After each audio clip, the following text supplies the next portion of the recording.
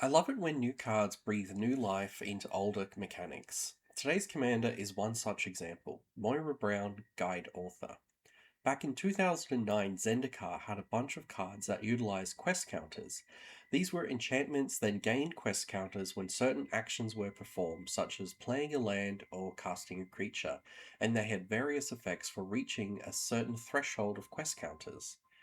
Some sacrificed themselves to provide one time benefits, like Sunspring Expedition or Zetkar Shrine Expedition. Others had powerful continuous effects, like the well known Blood Chief's Ascension and Luminarch Ascension. The Universes Beyond Avatar set actually added a few more of these types of cards with Airbender Ascension and Firebender Ascension.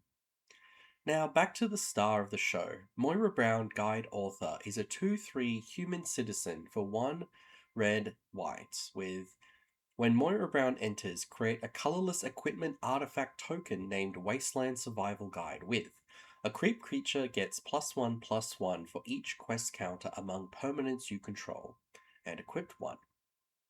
Whenever you attack, put a quest counter on target non-land permanent you control.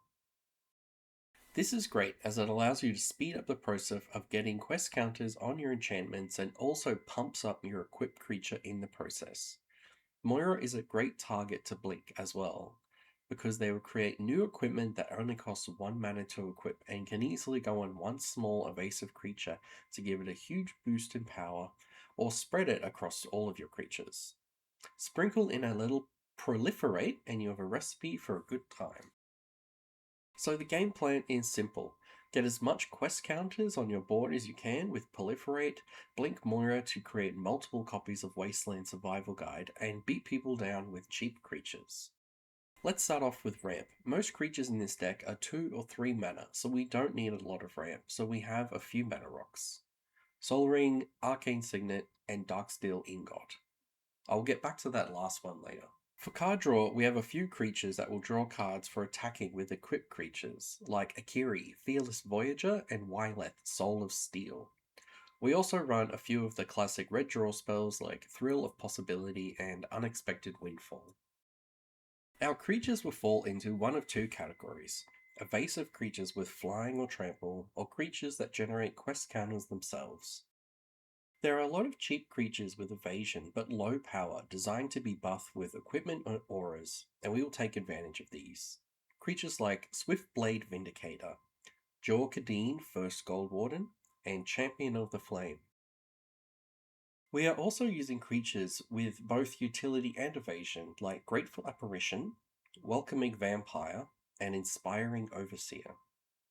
The Fallout set also came with other creatures that generate quest counters for themselves, and we will be using all of them. Craig Boone, Novat Guard, has great synergy with Moira, generating quest counters and potentially removing creatures, or just equipping him and having a large deterrent for attacks with his reach and lifelink abilities. Eddie, Lonesome Eyebot, is a great evasive creature that can generate quest counters, but the triggers become harder and harder to trigger, so Moira's ability can be great to increase the counters on Eddie and threaten to draw you a lot of cards at any moment as long as you hold up the mana to sacrifice him. Duchess, Wayward Tavern Keep, and Overseer of Vault 76 both will help generate quest counters. You probably won't want to remove the counters to activate their abilities, but the option is there if you want it. If an opponent goes to blow up a permanent with quest counters on it, you could use Duchess Wayward Tavernkeep's ability to create some junk tokens as a consolation. For interaction, we're running some white staples for removing, like Path to Exile, Swords to Plowshares, and Stroke of Midnight. A few blink spells like Ephemerate and Cloud Shift, as well as some repeatable blink with Teleportation Circle and Conjurer's Closet.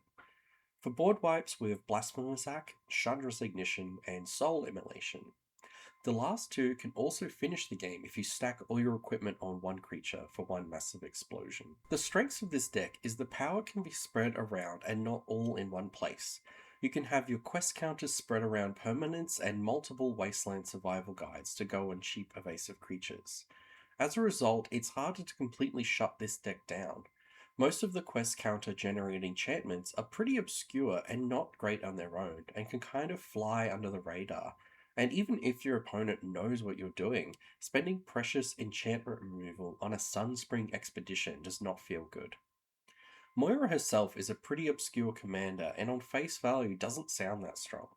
It's not until you see it happening that generating multiple equipment that costs 1 mana to equip that gives a decent power boost is actually pretty strong. Some weaknesses for this deck is opponents removing permanents with quest counters stacked on them.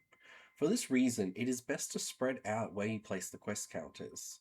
This would also enable your proliferates to be much more effective. I have included a few indestructible artifacts to help hold quest counters, like Diamond Pickaxe, Darksteel Ingot, and Darksteel Axe. I've also included Darksteel Relic, just because I like finding uses for it and I like the idea of a rare situation where an opponent might actually want to remove it. I've had a lot of fun playing this deck, and I recommend it if you are looking to play an equipment commander that plays a little differently, or you like the idea of utilizing some older cards that don't see much play in Commander. Please let me know if you have built this deck and if you've played it any differently. Please subscribe if you like this content, as I'll be trying to make more. Thank you for watching.